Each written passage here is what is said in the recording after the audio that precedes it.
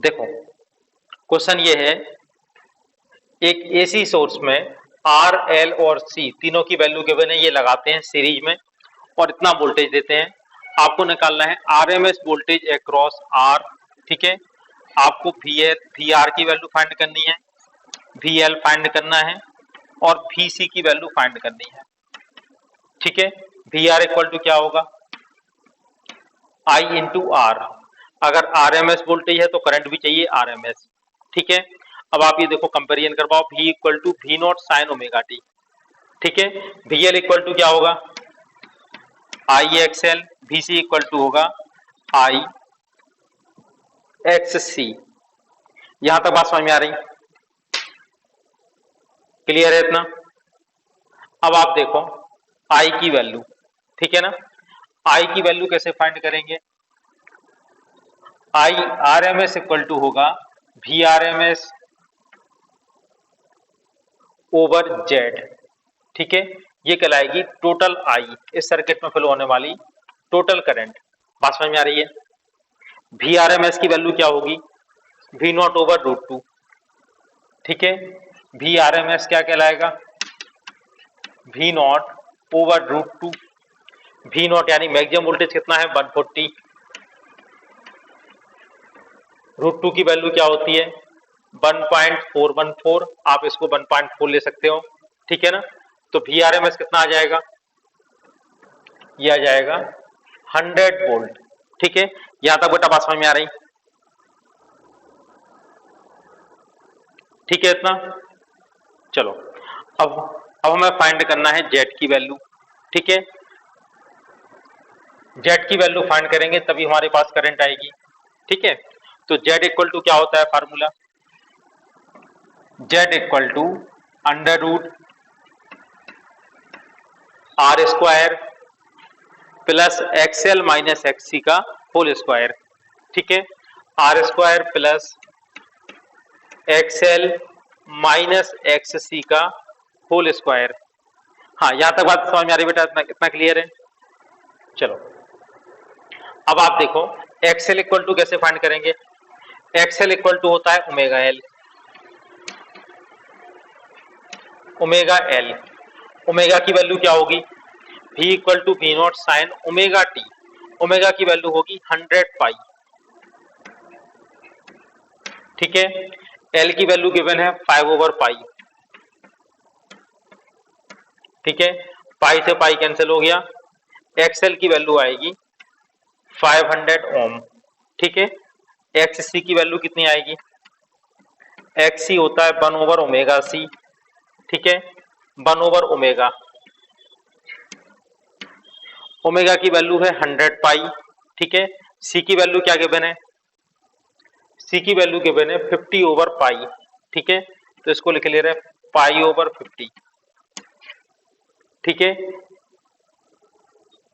हाँ माइक्रोफैराड है बेटा, इसकी वैल्यू है माइक्रोफैराड में है, तो हमें क्या करना पड़ेगा 10 टू दी पावर -6 लिखना पड़ेगा नीचे, ऊपर जाके हो जाएगा 10 टू दी पावर 6। ठीक है, इतना क्लियर हो गया। पाई से पाई कैंसिल हो गया, 1 2 3, इससे हो जाएगा 1000, 1000 ओवर 5, यह आ जाएगा 200। Z equal to under root R square, R की वैल्यू है 400, इसका square plus XL minus XC का होल स्क्वायर। एक्सएल की वैल्यू है 500 माइनस 200, ये हो जाएगा 300, 300 का होल स्क्वायर।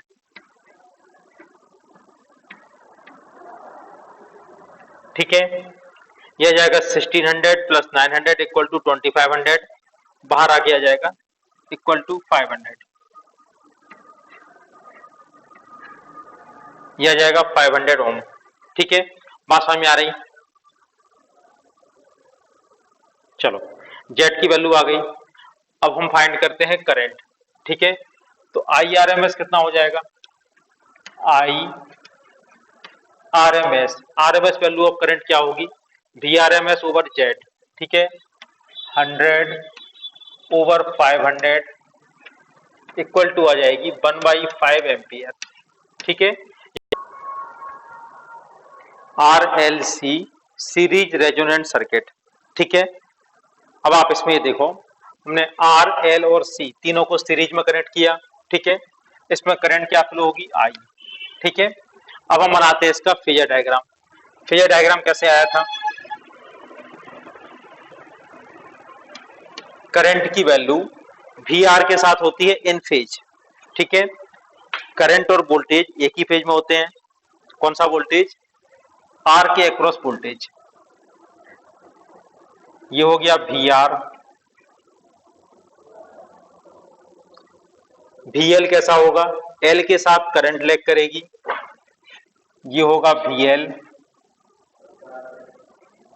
और वी सी क्या होगा, इस तरह से। ठीक है ना, अगर कैपेसिटिव सर्किट है तो करंट लीड करेगी। ठीक है, इतनी बात सबको समझ में आ रही होगी। अब आप इसमें देखो, अगर ऐसी कंडीशन हो, इफ वी एल और वी सी इन दोनों की वैल्यू इक्वल हो, if V L equal to V C, V L की वैल्यू क्या होगी, I X L, V C की वैल्यू आई एक्स सी। ठीक है, तो क्या होगा, रिजल्टेंट वोल्टेज कितना आ जाएगा, इस कंडीशन में रिजल्टेंट वोल्टेज एक्चुअल में होता क्या है, V equal to V R का square plus V L minus V C का स्क्वायर। ठीक है, इन दोनों की वैल्यू इक्वल है, V इक्वल टू आ जाएगा वी आर। ठीक है, और ये इसकी कैसी वैल्यू होगी, मिनिमम वैल्यू। ठीक है, बात समझ में आ रही बेटा कि नहीं आ रही, हेलो। इससे हम लिख सकते हैं Z की वैल्यू क्या होती है, Z equal to under root R square plus XL minus XC का होल स्क्वायर। अब देखते हैं Z का क्या होगा। ठीक है, I से I कैंसिल हो गया, एक्सएल इक्वल टू एक्सी आ जाएगा। ये किस कंडीशन में है, जब L के अक्रॉस वोल्टेज और C के अक्रॉस वोल्टेज इक्वल हो, या एक्सएल इक्वल टू एक्स सी हो। ठीक है ना, इस कंडीशन में Z की वैल्यू भी क्या होगी, Z इक्वल टू आ जाएगा R। ठीक है, और ये कहलाएगा मिनिमम इम्पीडेंस। I की वैल्यू होती क्या है, I equal to V over Z, और Z की वैल्यू क्या है, Z equal to R minimum impedance. अगर इम्पीडेंस मिनिमम होगा तो करंट क्या आएगी, करंट आएगी मैक्सिमम। ठीक है, और मैक्सिमम करंट कितनी होगी, V ओवर R। ठीक है, यदि ये कंडीशन है तो इस कंडीशन को हम लोग कहते हैं रेजोनेंस कंडीशन। ठीक है ना, इसका मतलब होता है रेजोनेंस। ठीक है, रेजोनेंट कंडीशन में क्या होगी, एक्सएल इक्वल टू एक्सी। इसको सॉल्व करते हैं, एक्सएल की वैल्यू ओमेगा एल, एक्सी की value 1 upon omega C. Solve करने पर omega square equal to 1 upon L C या अंडर रूट एल सी। ठीक है, ओमेगा की value 2 pi nu equal to 1 upon under root L C. इससे nu की value क्या आएगी, 1 over 2 pi under root L C. ठीक है, इस फ्रीक्वेंसी को हम लोग कहते हैं रेजोनेंट फ्रीक्वेंसी। ठीक है ना, तो अगर एसी सर्किट की फ्रीक्वेंसी, ठीक है ना, आप फ्रीक्वेंसी को बढ़ाते आ रहे बढ़ाते आ रहे बढ़ाते आ रहे और बढ़ाते बढ़ाते एक ऐसी कंडीशन आ गई कि एक्सएल और एक्सी की वैल्यू इक्वल हो गई। ठीक है ना, इसको ग्राफ से कैसे समझ सकते हैं, देखो फ्रीक्वेंसी का एक्सएल और एक्सी दोनों के साथ ग्राफ ड्रॉ करते हैं। ठीक है, फ्रीक्वेंसी बढ़ाने पर एक्सएल की वैल्यू बढ़ती जाएगी, क्योंकि एक्सएल इक्वल टू होता है ओमेगा एल। ठीक है, एक्सएल इक्वल टू होगा ओमेगा एल, और एक्ससी का क्या होगा, X C equal to 1 upon omega C. ठीक है, ग्राफ कैसा आएगा, अगर फ्रीक्वेंसी 0 है तो एक्सी होगा इंफिनिटी। इसका ग्राफ कुछ इस तरह का आएगा। अब आपने फ्रीक्वेंसी 0 से बढ़ाना शुरू किया, अगर 0 फ्रीक्वेंसी है, एक्सएल की वैल्यू 0 होगी, एक्सी की वैल्यू इंफिनिटी होगी। धीरे धीरे फ्रीक्वेंसी आप बढ़ाते आ रहे और बढ़ाते बढ़ाते एक ऐसी कंडीशन आ गई कि एक्सएल की वैल्यू देखो, इस फ्रिक्वेंसी इसको नाम दे रहे ओमेगा नॉट, ठीक है। ओमेगा नॉट पर एक्सएल की वैल्यू ये है और एक्ससी की वैल्यू ये है। एक्सएल और एक्ससी दोनों की वैल्यू इक्वल हो गई, ठीक है। इस फ्रिक्वेंसी को हम कहते हैं रेजोनेंट फ्रिक्वेंसी। रेजोनेंट फ्रिक्वेंसी में इम्पीडेंस होता है मिनिमम, और अगर इम्पीडेंस मिनिमम होगा तो करंट की वैल्यू क्या होगी? करंट की वैल्यू होगी मैक्सिमम, ठीक है। अब हम फ्रिक्वेंसी के साथ अगर ग्राफ ड्रॉ करें तो कैसे ग्राफ आएंगे, इसको देखो। इसके ग्राफ फ्रिक्वेंसी के साथ कैसे आएंगे, देखो।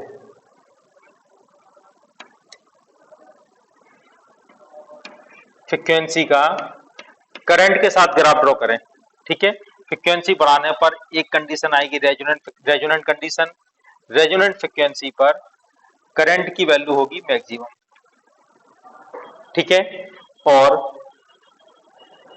इम्पीडेंस क्या होगा, ये इम्पीडेंस का ग्राफ है। इम्पीडेंस की वैल्यू होगी मिनिमम, ठीक है। बात समझ में आ रही बेटा? देखो, फ्रिक्वेंसी बढ़ाते ही आएंगे। रेजोनेंट फ्रिक्वेंसी पर यह है करंट, करंट की वैल्यू मैक्सिमम और इम्पीडेंस की वैल्यू मिनिमम, ठीक है। अब इसके बाद एक टर्म और हमें देखना है, कॉस फाई। इसे कहते थे पावर फैक्टर। पावर फैक्टर की वैल्यू क्या होती है? आर बाई जेड, ठीक है, इक्वल टू आर। जेड की वैल्यू भी किसके इक्वल है? रेजोनेंट कंडीशन में जेड इक्वल टू है R, R by R equal to आएगा 1, ठीक है। तो पावर फैक्टर क्या होता है? यूनिटी, ठीक है ना। पावर फैक्टर होता है 1। तो रेजोनेंट कंडीशन क्या कहलाती है? ऐसी कंडीशन जिसमें या जिस फ्रिक्वेंसी पर करंट की वैल्यू मैक्सिमम हो, इम्पीडेंस की वैल्यू मिनिमम हो और पावर फैक्टर यूनिटी हो, ठीक है। आर की वैल्यू है 400, एल की वैल्यू है 100 मिली हेनरी, सी की वैल्यू है 2 माइक्रोफेरेड, ठीक है ना। सप्लाई वोल्टेज दिया है V equal to V naught sine 1000 T plus five, ठीक है, टी प्लस फाइव। और आपको इसमें फाइंड करना है, फर्स्ट आपको दिया था find the value of phase difference between the current end voltage. Current और वोल्टेज के बीच में फेज डिफरेंस फाइंड, ठीक है। देखो, सबसे पहले एक जनरल फेजर डायग्राम ड्रॉ करते हैं। वोल्टेज और करंट VR और करंट एक ही फेज में होंगे। VL, L के साथ करंट होती है लैग और C के साथ करंट होती है लीड। अगर VL की वैल्यू VC से बड़ी हुई तो रिजल्टेंट इस साइड आएगा, ठीक है ना। फाई की वैल्यू पॉजिटिव होगी। cos फाई इक्वल टू होता है VR ओवर V यानी R ओवर Z। और tan फाई की वैल्यू फाइंड कर सकते हैं। देखो tan फाई, ये वाली वैल्यू कितनी हुई? VL माइनस VC, ठीक है। तो परपेंडिकुलर ओवर बेस, तो VL minus VC over VR। VL की value IXL minus IXC upon IR, I cancel हो जाएगा, ठीक है। अब XL, XC और R की वैल्यू फाइंड करते हैं। अगर tan फाई की वैल्यू पॉजिटिव आती है, मतलब जो भी लिया है वो ठीक है, यानी L C से बड़ा होगा, और नेगेटिव आती है मतलब VC की वैल्यू VL से बड़ी होगी। XL की वैल्यू क्या होगी? Omega L। ओमेगा की वैल्यू मालूम है, L मालूम है, L आपको गिवन है, ठीक है।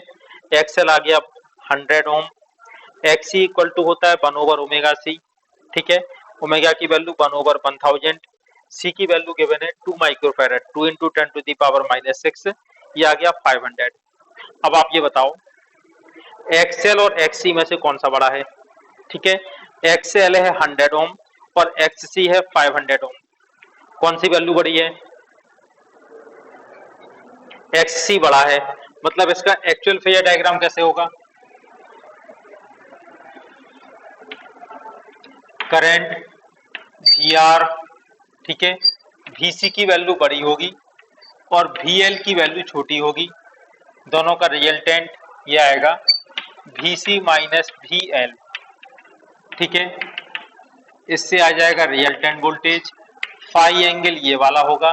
अब आप ये बताओ वोल्टेज और करंट में से कौन सा आगे है? तो आप कहेंगे करंट लीड करेगी, वोल्टेज लैग करेगा, ठीक है। कितने डिग्री से? तो हमें फाई की वैल्यू फाइंड करनी है। तो tan फाई इक्वल टू क्या आ जाएगा? XL minus XC। अब यहाँ पे क्या होगा? एक्चुअल कंडीशन के हिसाब से XC minus XL over R। X C की वैल्यू कितनी है 500, एक्सएल की वैल्यू है 100, डिफरेंस आ जाएगा 400, आर की वैल्यू भी है 400 इक्वल टू 1। इससे फाई की वैल्यू क्या आ जाएगी 45 डिग्री। ठीक है, तो आप कहेंगे करंट वोल्टेज से 45 डिग्री या पाई बाई 4 डिग्री लीड करेगी। ठीक है ना, यहाँ पे करंट लीड करेगी, वोल्टेज लैग करेगा।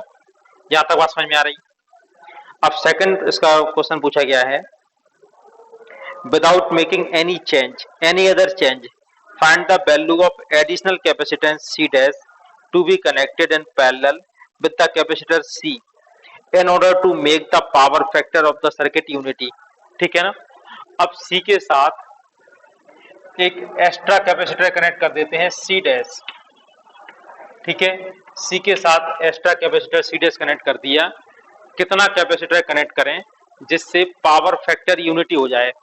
पावर फैक्टर यूनिटी मतलब cos फाई इक्वल टू 1, और पावर फैक्टर यूनिटी बनाने के लिए ये कौन सी कंडीशन कहलाती है रेजोनेंट कंडीशन, मतलब XL इक्वल टू XC। ठीक है, यहां तक बात समझ में आ रही। अगर XL की वैल्यू XC के इक्वल हो जाए तो क्या होगा, पावर फैक्टर हो जाएगा यूनिटी। XL की वैल्यू कितनी आई थी, XL की वैल्यू आई थी 100, XC की वैल्यू हमें फाइंड करनी है, तो XC की वैल्यू भी हो जाए 100। ठीक है ना, अगर दोनों की वैल्यू 100 हो जाएगी तो सर्किट हो जाएगा रेजोनेंट में। अब बेटा इसमें देखो XC, एक मिनट बेटा, एक मिनट देखो। अब आप ये देखो XC इक्वल टू क्या होता है 1 over omega C, 1 over omega C equal to आ गया 100। ठीक है ना, ओमेगा की वैल्यू है 1000। ठीक है, तो 1 अपॉन सी की वैल्यू क्या हो जाएगी 1000 इंटू 100 10 टू दी पावर 5। ठीक है ना, सी इक्वल टू कितना आ जाएगा 10 टू दी पावर -5। ठीक है, सी इक्वल टू, इसको आप ऐसा लिख सकते हो 10 इंटू 10 टू दी पावर -6, या सी इक्वल टू 10 माइक्रोफेरेड। ठीक है, अगर सी की वैल्यू 10 माइक्रोफेरेड होती, कैपेसिटी की वैल्यू 10 माइक्रोफेरेड होती, तो ये सर्किट होता रेजोनेंट में। ठीक है, in series resonant circuit XL equal to XC। ठीक है, इससे क्या आया था, इसकी फ्रीक्वेंसी आई थी म्यू इक्वल टू √LC। इससे हमने इसकी फ्रीक्वेंसी फाइंड की थी। ठीक है ना, इस फ्रीक्वेंसी पर इसमें करंट की वैल्यू क्या होगी मैक्सिमम, दूसरा इम्पीडेंस क्या आया था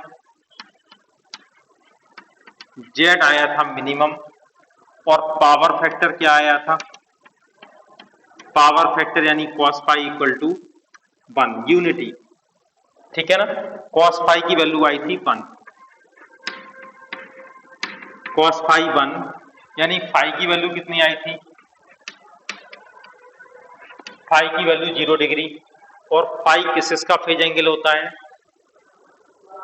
टोटल करंट और टोटल वोल्टेज। ठीक है ना, इसका फेजर डायग्राम कैसे बनाएंगे, ये करंट हो गई। ठीक है, इसके साथ आएगा VR, VL, VC। VL और VC की वैल्यू एग्जैक्टली इक्वल होगी, XL इक्वल टू XC या VL इक्वल टू VC। ठीक है ना, इस कंडीशन में ये दोनों कैंसिल हो जाएंगे। टोटल करंट और टोटल रेजिस्टेंस किसकी इक्वल होगा VR। ठीक है ना, जो टोटल रेजिस्टेंस टोटल वोल्टेज होगा वो किसके इक्वल होगा VR के, V इक्वल टू VR। और टोटल करंट और टोटल वोल्टेज में, ठीक है ना, कोई भी फेज डिफरेंस नहीं होगा। इतना हम लोग पढ़ चुके हैं। ठीक है, इसका ग्राफ कैसा आया था, करंट का वोल्टेज के साथ ग्राफ कैसा आया था, करंट का फ्रीक्वेंसी के साथ ग्राफ कुछ इस तरह का। रेजोनेंट फ्रीक्वेंसी को न्यू नोट से डिनोट करते हैं। रेजोनेंट फ्रीक्वेंसी पर करंट की वैल्यू आई थी मैक्सिमम। ठीक है, यहां तक बेटा बात समझ में आ रही सबको। रेजोनेंट फ्रीक्वेंसी पर करंट की वैल्यू होती है मैक्सिमम। ठीक है, और करंट की वैल्यू कितनी होती है? करंट का जनरल फार्मूला पढ़ चुके थे, V ओवर जेड, लेकिन यहां पर जेड होगा मिनिमम और जेड की वैल्यू किसके इक्वल होती है? आर के इक्वल, ठीक है ना। तो करंट की वैल्यू क्या लिखते थे हम लोग? V ओवर आर, ठीक है। अब आप ये बताओ, अगर आर की वैल्यू कम करते जाएंगे तो आई की वैल्यू बढ़ती जाएगी। आ रही बात समझ में कि नहीं आ रही? अगर सर्किट का रेजिस्टेंस कम करते जाएंगे, एक्सएल इक्वल टू एक्स सी कर दिया, और आर की वैल्यू कम करते जाएंगे तो आई की वैल्यू बढ़ती जाएगी, ठीक है। कुछ इस तरह से, ठीक है।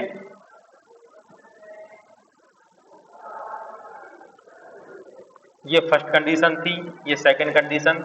अब कभी कभी आपको इस तरह के ग्राफ दिए जाते हैं और आपसे पूछा जाता है कि कौन से सर्किट में रेजिस्टेंस की वैल्यू कम है, ठीक है।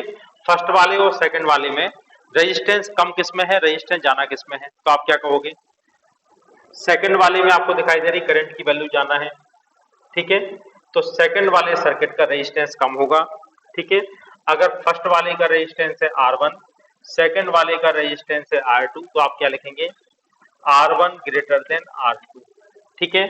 यहां तक बात समझ में आ रही कि नहीं आ रही? और कौन सा सर्किट अच्छी क्वालिटी का होगा, गुड क्वालिटी का होगा? तो जिसमें जितनी ज्यादा करंट फ्लो होगी, ठीक है, उतनी ज्यादा इसकी शार्पनेस होगी, ये इसकी शार्पनेस जाना है, और ये वाला सर्किट कहलाएगा गुड क्वालिटी, ठीक है। इसकी क्वालिटी अच्छी होगी, ठीक है। आगे जाके हम लोग इसमें पढ़ेंगे क्वालिटी। पैरेलल रेजोनेंट सर्किट में देखो, एल और सी को आपने पैरेलल में कनेक्ट किया, ठीक है, और सप्लाई वोल्टेज दे दी V equal to V naught sine omega T, ठीक है। अब आप ये बताओ, हम लोग प्योर एल और प्योर सी तो बना ही नहीं सकते, तो हम इसमें एक काम करते हैं, थोड़ा सा रेजिस्टेंस भी लगा देते हैं, ठीक है ना। दोनों का रेजिस्टेंस है R और यहां पर भी रेजिस्टेंस है R, ठीक है। हालांकि R की वैल्यू फर्स्ट केस में बहुत छोटी है XL से, और सेकंड केस में R की वैल्यू बहुत छोटी है XC से, ठीक है।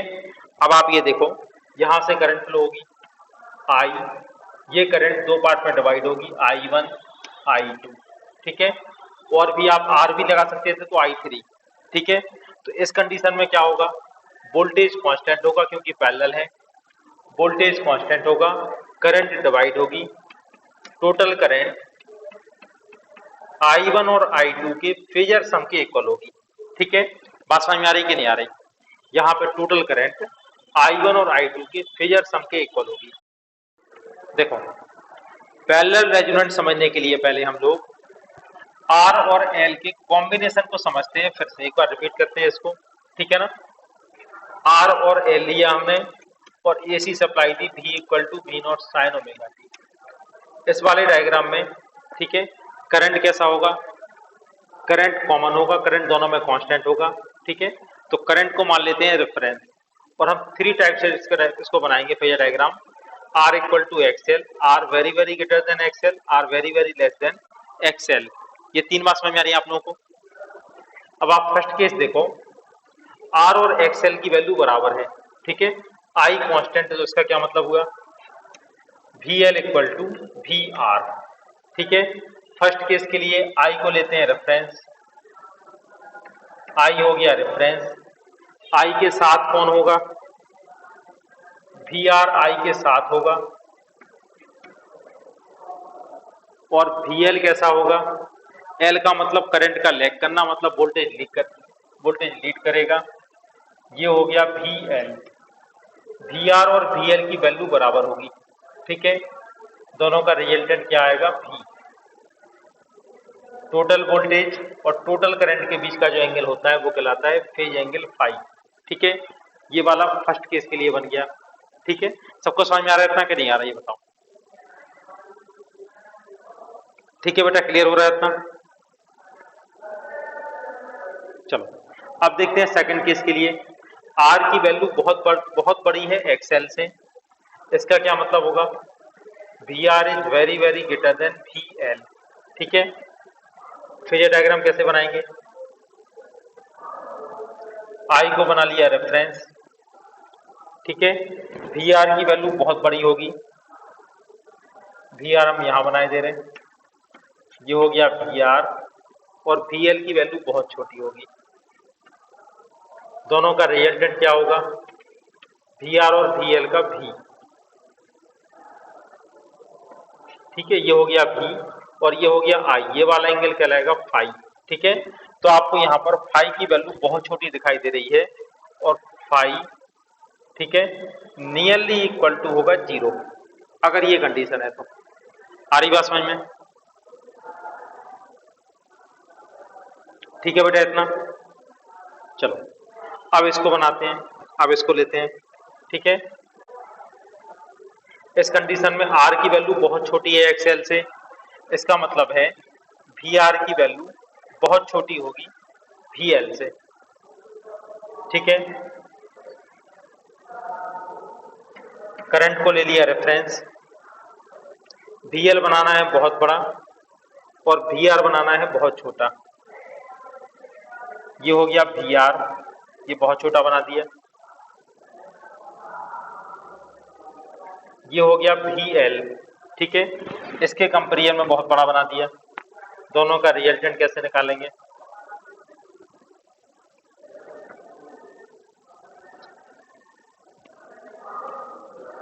इन दोनों का रिजल्टेंट कुछ इस तरह से आएगा, ठीक है। ये हो गया इनका रिजल्टेंट, ये हो गया वी, ये वाला एंगल कितना होगा, phase angle nearly 90 degree to X C, ठीक है ना। अब ये है R C circuit, current reference होगी, करंट को आपने रेफरेंस ले लिया, ठीक है। अब आप ये देखो वी आर और वी सी की वैल्यू इक्वल होगी, सी का मतलब होता है करंट का लीड करना, वोल्टेज का लैग करना, ठीक है। तो वी एल सॉरी वी सी कहाँ पर होगा, यहाँ पर, जितनी वैल्यू की वी सी होगी उतनी ही वैल्यू का होगा वी आर। दोनों का रिजल्टेंट कहाँ पर आएगा, टोटल वोल्टेज और टोटल करंट के बीच में जो एंगल होगा वो कहलाएगा फेज एंगल फाई, ठीक है। ये फर्स्ट वाले के लिए हो गया। सेकंड वाला, आर की वैल्यू बहुत बहुत बड़ी है एक्स सी से, ठीक है। तो आप यहाँ पर करंट को ले लो रेफरेंस, वी आर की वैल्यू वी सी से बहुत बड़ी होगी, वी आर कहाँ बनाएंगे, इसी डायरेक्शन में, वी सी कहाँ पर होगा, वी सी की वैल्यू बहुत छोटी होगी, वी सी और वी आर का रिजल्टेंट, ठीक है, ये कहलाएगा वी, टोटल वोल्टेज और टोटल करंट के बीच का एंगल कहलाएगा फाई, ठीक है। आपको यहाँ पे दिखाई दे रही है फाई की वैल्यू नियरली है 0 डिग्री, और इस केस में क्या होगा, ये वाला केस देखो,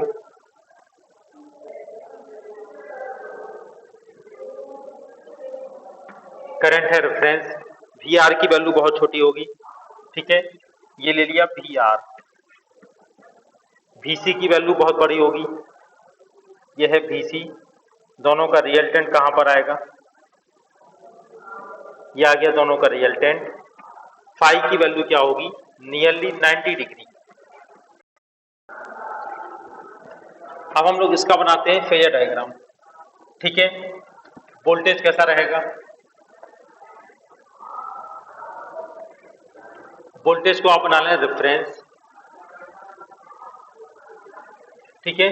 टोटल वोल्टेज, जो वोल्टेज यहां पर है वही वोल्टेज इसके अक्रॉस होगा और वही वोल्टेज इसके अक्रॉस होगा, ठीक है ना। तो पैरेलल कॉम्बिनेशन में वोल्टेज को हम लोग लेते हैं रेफरेंस। अब आप ये देखो I1 कौन सी करंट है, सी आर सर्किट में जाने वाली करंट, लेकिन कंडीशन क्या है, आर की वैल्यू एक्स सी से बहुत छोटी है, ठीक है। तो आप ये बताओ सी में बहने वाली करंट क्या होती है, लीडिंग करंट, ठीक है। करंट वोल्टेज से लीड करती है, कितने डिग्री लीड करती है,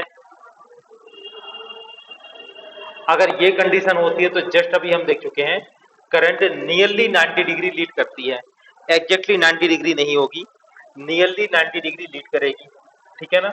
तो करंट वोल्टेज से नियरली 90 डिग्री, ये ले लिया, ये वाली करंट हो गई I1, ठीक है, बात समझ में आ रही। अब आप इसके बाद देखो I2 कौन सी करंट है, एल आर सर्किट में फ्लो होने वाली करंट, और हम लोग देख चुके हैं कि आर की वैल्यू एक्सएल से बहुत छोटी हो तो करंट लैग करेगी नियरली 90 डिग्री किसके साथ, वोल्टेज के साथ, ठीक है ना। तो I2 करंट कैसी होगी, कुछ इस तरह से, ठीक है। I1 और I2 का रिजल्टेंट, ठीक है। अब देखो पैरेलल रेजोनेंट सर्किट हम लोग यहाँ पे पढ़ने जा रहे हैं, तो रेजोनेंट का मतलब क्या है, XL इक्वल टू XC, ठीक है। XC और XL की वैल्यू इक्वल होगी, ठीक है।